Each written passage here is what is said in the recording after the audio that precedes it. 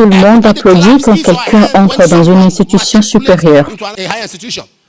Mais quand vous n'arrivez pas à finir, on dit que vous avez abandonné l'école. Et beaucoup de personnes brandissent cela comme un accomplissement. Oui, Bill Gates a abandonné l'école, telle personne a abandonné les classes, telle autre personne a abandonné l'école. Pourquoi ne pas parler aussi des gens qui ont réussi et qui sont des diplômés? Est-ce que je m'adresse à quelqu'un? Je vous dis vrai, mais cherchez à savoir. Tous ceux-là qui ont abandonné l'école et ont dit, après qu'ils aient réussi, ils sont retournés aux études. Je ne suis pas en train de beaucoup trop amplifier les études, mais j'utilise cela seulement comme référence. Il y a des gens, il y a des maisons qui tiennent debout, des maisons de 10 ans, 15 années. Même la nature se met à réagir.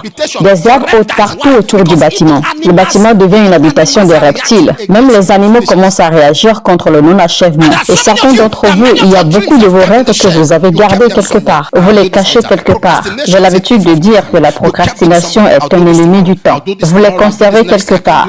Je ferai ceci demain, je ferai cela demain, je ferai ceci l'année prochaine, je ne peux le faire maintenant. Afin que vous puissiez achever, premièrement, vous devez faire tomber des montagnes. Il y a des montagnes qui s'opposent à l'achèvement. Le diable a peur que vous réussissiez. Le diable a peur.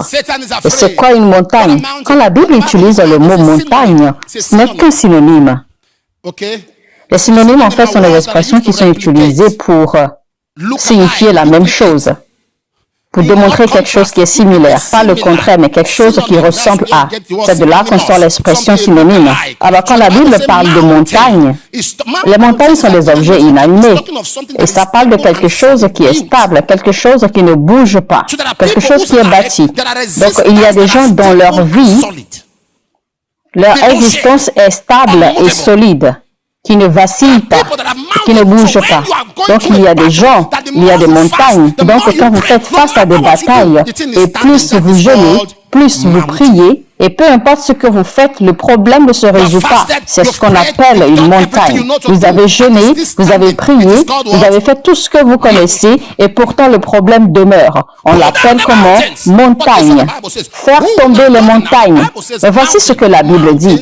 Mais comme je vous ai dit déjà, d'accord, donc en fait, les montagnes sont des choses inanimées. Ce sont des objets qui ne bougent pas. Les montagnes n'ont point de vie. Les montagnes existent simplement. Ce sont des objets inanimés. Mais voici que la Bible a utilisé une figure de langage pour désigner cela. La Bible dit, « Qui es-tu, ô toi, montagne ?» Normalement, l'expression « qui » est désignée pour personnifier. C'est normalement utilisé pour adresser un être humain, une personne. Il n'est pas donc possible d'utiliser cela. Quand vous mettez « qui » derrière « montagne », on peut appeler ça une grammaire escalière, parce que ça ne s'aligne point. C'est carrément un paradoxe, car ça ne concorde pas. On ne peut donc pas utiliser « qui » et mettre à côté de « montagne ». L'expression correcte aurait dû être « qu'est-ce que ?» parce que le « qu'est-ce que » en fait est utilisé pour désigner un objet inanimé. On est d'accord maintenant? Mais voici qu'il est dit « Qui es-tu, ô toi, montagne ?» Donc c'est juste pour vous faire comprendre que derrière toute montagne se trouve une main humaine.